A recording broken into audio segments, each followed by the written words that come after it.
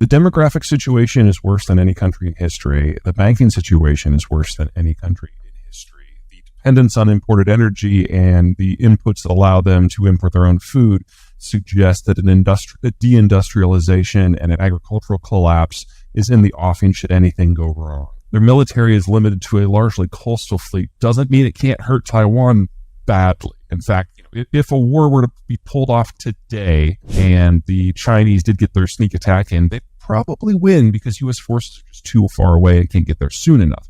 But that doesn't solve any of their problems. Demographics can't be solved with military force. And anything that they do to piss off the United States could very well lead to a trade cutoff of everything that matters to them. Now, the Chinese don't believe that that will happen. They don't think anyone is that serious about defending Taiwan.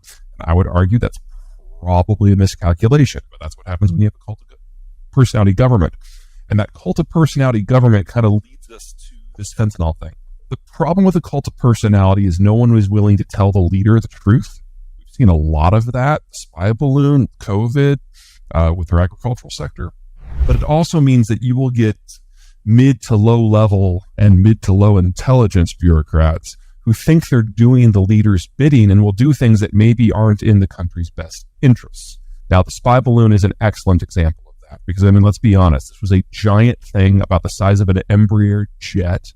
If you've ever flown out of a small airport, you know what those are. They're like the Barbie dream jets with 2 seats on one side and 1 seat on the other. Completely horrible aircraft. Pain to be on, tiny, unless it's dangling from a 400-foot diameter balloon, in which case, it's pretty substantial.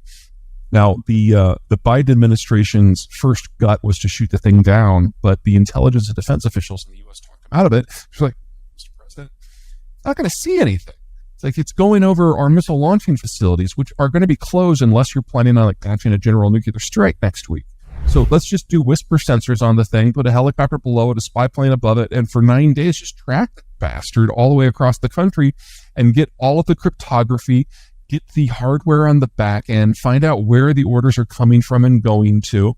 It'll be the intelligence find of a decade. It's the dumbest thing I've ever seen a country do. And if you think of the last 20, 30 years, a lot of countries have done a lot of really dumb things. If you take everything that Belarus and Ukraine and Russia, the belligerents, do, put into a single bucket, they are collectively the world's largest supplier of the first column, second largest for the second, and so on. I could speak for hours on this one slide. I did so at the CIA for 4 hours back in October. Yeah, that was no fun at all because they're like asking all these questions, but they won't answer any of mine. When the Soviet system collapsed back in the 1990s, the entire industrial base just went down, but they didn't lose their power generation. Now, the Soviet system was one of the few parts of the world that didn't have access to bauxite, which is the precursor material for aluminum. So what they did in the 90s, since they had all the spare electricity and no industrial production, is they imported all kinds of bauxite from other places, used their spare power to turn it into metal and then export it. Most of that bauxite came from either Australia or Ireland, 2 countries that have been relatively enthusiastic about sanctions on the Russian system. So that's shut down. Titanium, the ore comes from Ukraine, it's processed in Russia. So that's gone to zero. I mean, isn't it hilarious that we don't even think about the Brits anymore? As an American, I really enjoy that. When the Brits left the EU, they neglected to figure out what was next. And they've come to the conclusion, grudgingly, that the only way that Britain will be a successful economic player moving forward is if they enter into a free trade deal with the North Americans, primarily the United States. We've got some very clear ideas on what they have to do to make that happen. One of the many things that they're going to have to do is leave the Airbus family of European aerospace companies and join Boeing. This is where it gets fun. Britain's contribution to Airbus are engines and wings. Most of the aluminum from the former Soviet world goes to Airbus. Most of the titanium goes to Airbus. So the future of European aerospace are jets without titanium, aluminum, engines, or wings. Talk amongst yourselves. All right, what else? The blue, neon, and platinum. These are core components in semiconductors. The platinum, the palladium, the rhodium, those are all core materials to regulate electrons. And the neon is used in cartridges which focus the apertures of the etching lasers in the semiconductor fab facilities. Now, neon is made in a 2-step process. Step 1, you have an air separation unit, which is attached to a steel mill. In the former Soviet world, those are almost exclusively in southern Russia. They are all under sanction and they all are barely operating anymore.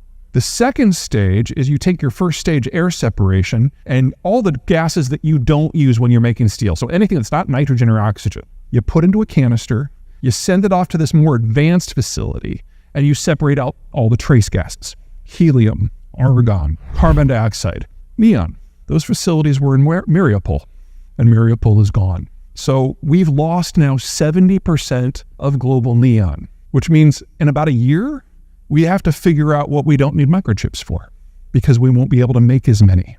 Aerospace, automotive, agriculture, satellites, phones, we don't know. Oh, it gets better, because not everyone can make all microchips. We and the Taiwanese and the Japanese and the Koreans, we make the really high-end ones and the medium quality ones. But the bargain basement ones, the ones that are like in your smart pen or maybe your dryer so it like sings to you when it's done, those all come from China. Guess where the other 30% of global neon comes from? China. So the one type of chip I would argue that we can get just fine without may be the only ones that we're going to have. And the technical economic term for a situation like this where you've got a disconnect between supply and demand because of security reasons, it's roughly okay. The brown. Russia is the world's #1 wheat exporter.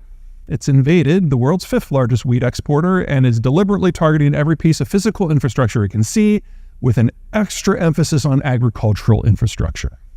No way we're not going to feel that soon. But it's the red that really worries me the most, because the Russian space is the world's largest supplier of the stuff that allows people to grow their own food. Of most concern, 40% of global potash comes from Russia and Belarus. Now, the story varies greatly based on which specific nutrient or combination you're looking at, but somewhere between 20% and 40% of all of them have been reduced out of the Russian space. One of the weird little things about Russia is most of their petrochemical facilities were built in the 60s under Khrushchev. And the only reason they're still operating is you've had a lot of Western technology and Western investment and Western workers basically applying a lot of high-end duct tape to keep it all working. And they are now all gone. And we are already seeing industrial accidents in Russian industry that are so big, not that we can see them from orbit, we can detect them from orbit. All right, what's next? What we're looking at here is a pipeline map. Specifically, we are looking at the green pipes. Those are the oil pipes, and the 2 arrows are pointing at a pair of ports, one on the Baltic Sea in the north, that is Primorsk, and one on the Black Sea in the south, that's Novorossiysk. And the reason that these really matter is insurance. Work with me. It gets really sexy really fast. You cannot have a vessel go into a port, out of a port, or go through a constrained waterway like, say, Suez without an insurance policy. And as of the first of the year, the Europeans said no ship can get one of their policies. That's 90% of global coverage. In addition, the global reinsurance companies, those are firms that insure insurance companies, without sanctions in play again, just said we're never touching another Russian vessel again. Now, you're going to see in the news things about the price cap. That's all wrapped up into this. And everyone talks about the price cap because, ooh, sexy, they can only get like $40, whatever. It's the insurance that really matters, and it's already gone. So we have seen in just the last week and a half, exports out of the Russian space drop by about 1.5 million barrels a day. Now, anything more than where we are now, that 1.5 million, things get really, really fast. Because this isn't Texas. In Texas, if for whatever reason the ports can't get rid of the crude, they just shut in the well. They don't like to do it, but they can do it. But in Russia, if you shut in a well in the permafrost, which is where most of this stuff comes from, it freezes solid.